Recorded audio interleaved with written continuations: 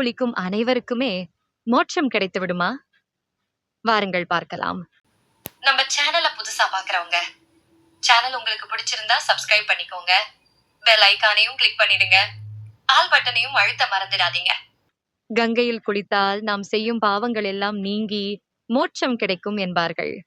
புனித நதியான கங்கையில் நீராடுவதற்காகவே தினமும் எண்ணற்ற பக்தர்கள் வருவதுண்டு. அத்தகைய சிறப்பு வாய்ந்த கங்கையில் நீராடும் அனைவருக்குமே மோட்சம் கிடைத்து விடுமா? இதை தெளிவாக புரிந்து கொள்ள ஒரு குட்டி கதையை பார்ப்போம். ஒருமுறை சிவனும் பார்வதியும் பேசிக் கொண்டிருந்தனர். அப்போது பார்வதி தேவி கேட்டார், ஐயனே, கங்கையில் குளித்தால் மோட்சம் கிடைக்கும் என்று சொல்கிறார்களே, ஆனால் குளிக்கும் அனைவருமே மோட்சத்திற்கு வந்தால் மோட்சம் தாங்காதே என்று கேட்கிறார். அதுக்கு சிவன் சொன்னார், என்னோடு வா, வயதான பெரியவர்களாக போவோம் என்று அழைத்தார்.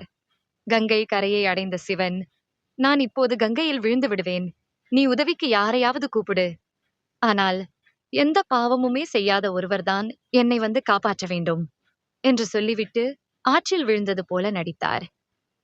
உடனே பார்வதி தேவி அங்கிருந்தவர்களை உதவிக்கு அழைத்தாள். இதை கேட்டு ஓடி வந்தவர்களிடம் பார்வதி தேவி, பாவம் செய்யாதவர்கள் மட்டும் போய் காப்பாற்றுங்கள் என்று கூறினார். உடனே ஓடி வந்த அனைவரும் தயங்கி பின்வாங்கினார்கள். அப்போது எங்கிருந்தோ ஓடி வந்த இளைஞன் ஒருவன் ஆற்றில் குதித்து எம்பிரானை காப்பாற்றி கரைக்கு கொண்டு வந்து சேர்த்தான். உடனே பார்வதி தேவி, அப்பா, நீ பாவமே செய்யவில்லையா என்று கேட்டார்.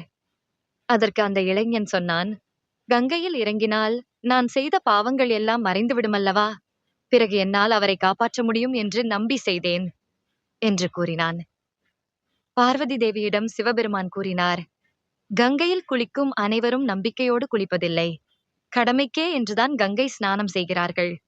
உண்மையிலேயே நம்பிக்கையுடன் யார் நம் பாவங்கள் அனைத்தும் நீங்கும் என்று ஸ்நானம் செய்கிறார்களோ அவர்களே மோட்சத்தை அடைகிறார்கள் என்று பார்வதி தேவிக்கு விளக்கினார். இறைவன் மீது வைக்கும் பக்தியில் நம்பிக்கை இருக்க வேண்டும். மற்றவர்கள் செய்கிறார்கள் என்று நாமும் கடமைக்கே என்று செய்வது எந்த பலனையும் அளிக்காது.